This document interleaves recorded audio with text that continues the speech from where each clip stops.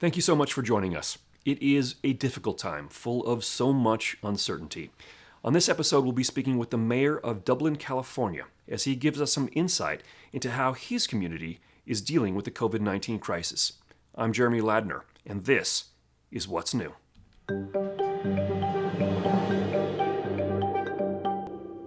Mayor Haubert, thank you so much for joining us.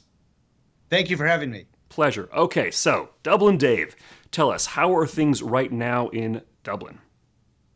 Well, I'll tell you, Jeremy, they're very different than they were a few weeks ago, but we are getting through this shelter in place and executive order from the state of California. We are weathering the storm very well.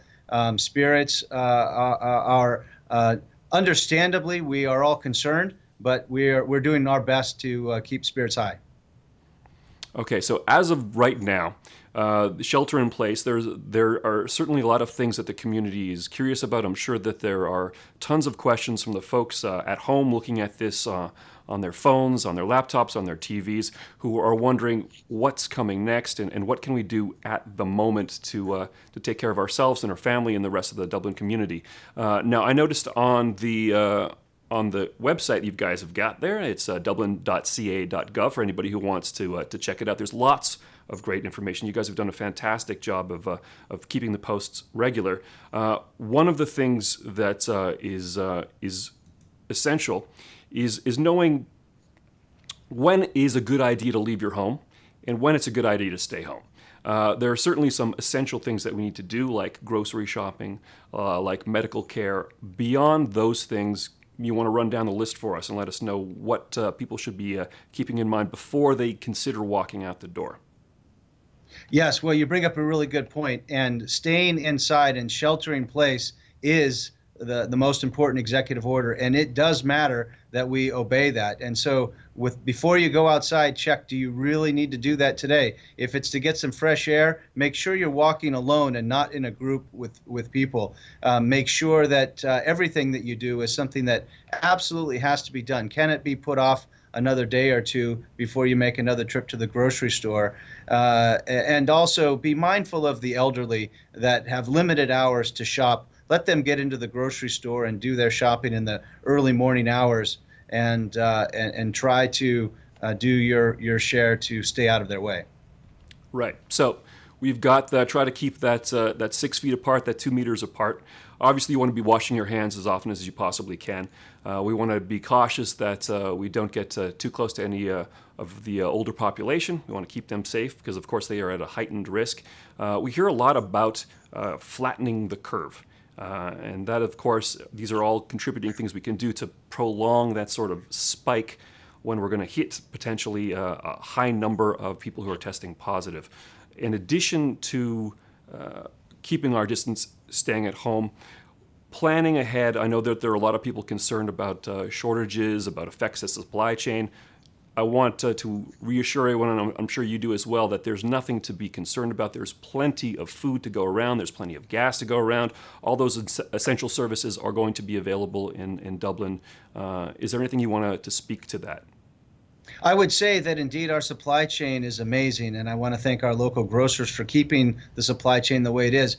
We experienced very early on some hoarding of materials. For example, toilet paper. Everybody did that, experienced that. There were jokes about that. And indeed, it caused shortages. But the shortages were very quickly replaced. And when we found that people didn't hoard, that there was enough to go around. And so indeed, we have a resilient supply chain. Everything that is needed can be found, and no need to hoard and no need to panic for food. Also, we're supporting our local businesses, and so takeout has been some of the favorite things for people to do. They'll drive takeout. And one thing I would say, in addition to keeping social distancing, in addition to limiting outdoors, make sure you and washing your hands, wipe off things that you touch that other people would touch, door handles and things like that. If other people would touch them, maybe they're not as careful. We should do our part to wipe things down before we handle them. One of the amazing things about this time and the fact that this is so unique, so unprecedented, and it's a global occurrence, is watching how different people from around the world are dealing with these common day-to-day things. Like I've seen several videos and several posts about how people handle opening doors or pressing button to get into the elevator. How they've got this little ingenious thing where they've got toothpicks sitting there in front of the elevator. So you just take out a toothpick, press the elevator button, deposit the toothpick, and then on you go. It's incredible how we adapt and how we move forward. And I know that we spoke briefly before going on air about the fact that there are certainly some positive things to what's going on. It's hard to imagine in the moment knowing that there's so much uncertainty and that certainly there are sick people. And there are people who unfortunately have passed away, and unfortunately there will likely be more.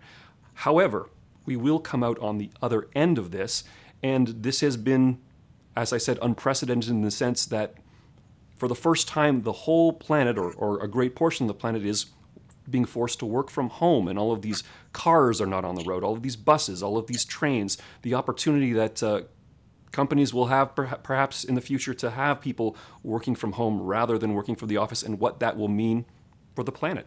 What do you think about that? What do you see the future of Dublin being? Let's look 6 months, 18 months ahead from now. What are your thoughts? I think the biggest thing you mentioned, and I agree with it wholeheartedly, is that telecommuting and working from home will become more of the norm wherever possible. I think you'll see a lot of traffic. We as a society will realize that we don't need to have so many cars on the road when we can work from home. The cost that goes into that transportation, not only from a human capital standpoint, hours lost on the road spent away from families, but billions of dollars spent widening the roads, allowing more cars to travel. Let's let technology help us, and this is one way that we can do it. So now in this test period, we'll see just how productive people can be. And so I would encourage anybody working from home to show that you can do it, and to show yourself and to show your company that it can be done. That's a greater good. I think education has changed. People will now learn more on technology. Even group lessons like yoga and other workout things are now done through Zoom and Skype. So I think you're going to see even more of that. As we do that, then we have to recognize we still need to stay connected to people. Personal contact will always be important, and we crave that now. We have to hold off until we're ready, but when we're ready, we'll get back together again. Absolutely, and we're all looking forward to that day. Mayor Haubert, thank you so much for joining us. I certainly appreciate it, and my thoughts and prayers are with everyone in the city of Dublin. Best of wishes to all of you. Amen, Jeremy. Thank you very much. My pleasure. Have a great night. Thank you. And thank all of you for watching. We certainly appreciate it. Let us know if you like the show. Please like, share, and subscribe. I'm Jeremy Ladner, and this is What's New.